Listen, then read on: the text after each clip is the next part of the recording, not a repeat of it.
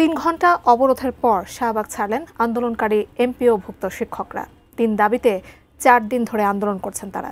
দাবি মেনে প্রজ্ঞাপন না দিলে আগামীকাল প্রধান উপদেষ্টার বাসভবন যমুনা ঘেরাওয়ের ঘোষণা দিয়েছেন তারা। এদিকে এমপিওভুক্ত শিক্ষক কর্মচারীদের মূল বেতনের শতকরা হিসেবে বাড়ি ভাড়া নির্ধারণ করার জন্য অর্থ মন্ত্রণালয়কে অনুরোধ করেছে শিক্ষা মন্ত্রণালয়। মূল বেতনের 20% বাড়ি ভাড়া, 1500 টাকা চিকিৎসা ভাতা এবং কর্মচারীদের উৎসব ভাতা 75% করার দাবিতে আন্দোলন করছে এমপিওভুক্ত শিক্ষকরা। তবে সরকারের পক্ষ থেকে কোনো আশ্বাস না পেয়ে পূর্বঘোষিত শাহবাগ ব্লকেড কর্মসূচি পালন করেন তারা। শিক্ষকদের অবরোধের ফলে অচল হয়ে পড়ে শাহবাগের আশপাশের সড়ক।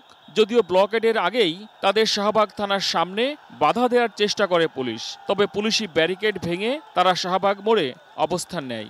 নোভা এলইডি টিভি, ঝকঝকে ছবি, নিখুঁত শব্দ, 5 বছরের ওয়ারেন্টি। নোভা মানি সঠিক মান, নিশ্চিত সেবা।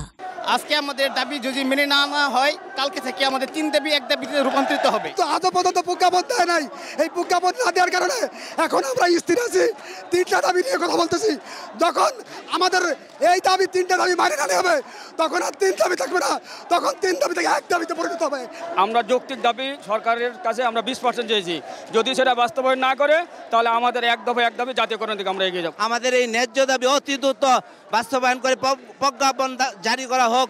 আমরা চাচ্ছি আজকেই আমাদের দাবি, আমাদের 20% এটা মেনে নিতেই হবে এবং নিবে।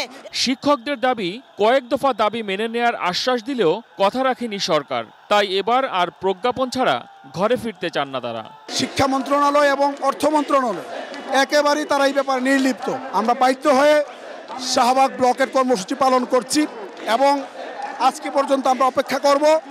যদি আজকের মধ্যে প্রজ্ঞাপন না হয়, আগামীকালকে আমরা 12টার সময়, দুপুর 12টায় আমরা যমুনা অভিমুখে লং মার্চ করব শিক্ষকদেরকে নিয়ে। যতক্ষণ প্রজ্ঞাপন না হবে আমাদের অবস্থান কর্মসূচি, শ্রেণী কার্যক্রম থেকে আমাদের নিজেদেরকে বিরত রাখা এবং আমাদের যে চলমান কর্মসূচি সবগুলো অব্যাহত থাকবে।